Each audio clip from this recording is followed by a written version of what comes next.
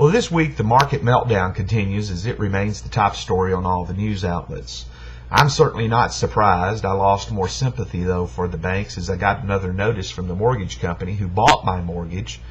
They did not have my correct Social Security number, and so it seems they threatened that I'm going to have to pay some kind of penalty. Now, I pay my mortgage on a regular basis, and I have a good old-fashioned fixed-rate mortgage.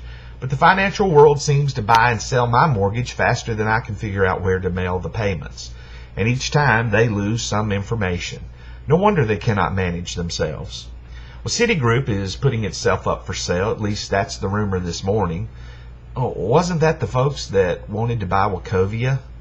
It seems our checking accounts change names faster than we can change seats at a good old-fashioned cakewalk.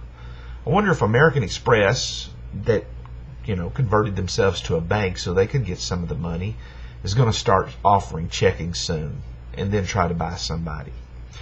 I'm sure you've heard quite enough from the folks at the Big Three. They fly their big corporate jets over to Washington to ask for their handout. The excuse for them flying was security for their executives. Well, first, who would recognize one of those executives sitting in coach on AirTran? And what kind of security are they worried about? They can't be more valuable than anybody else on a commercial jet. In fact, the average person on a commercial jet hasn't driven a Fortune 500 company into bankruptcy.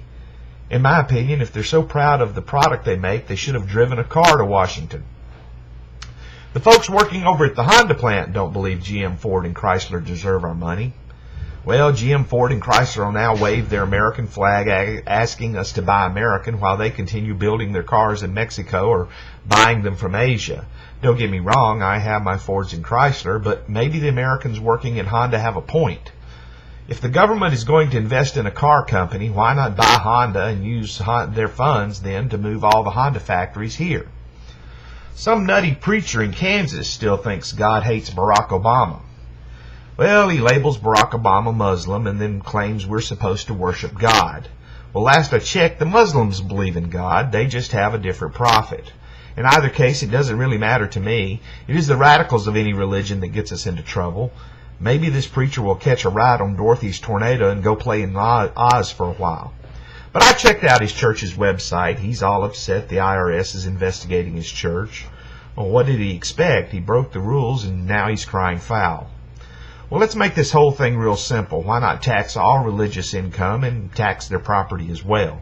It might just bring some sense to the whole thing and get the megalomaniacs out of religion, bringing religion back to its original purpose.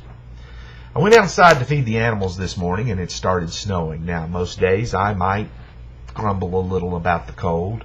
Not today. Today I'm thankful. If it's snowing, it means we're getting closer to January 20th, and that means it won't be long before George W. is back in Texas, hopefully remaining there for a nice retirement.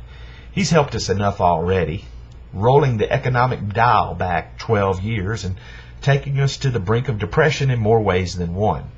You know, George puts a whole new tune to Thanks for the Memories. Finally, another child abuser made the front page of my hometown newspaper.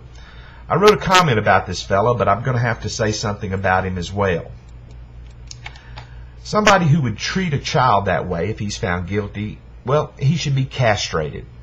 He doesn't deserve the ability to bring a child into this world.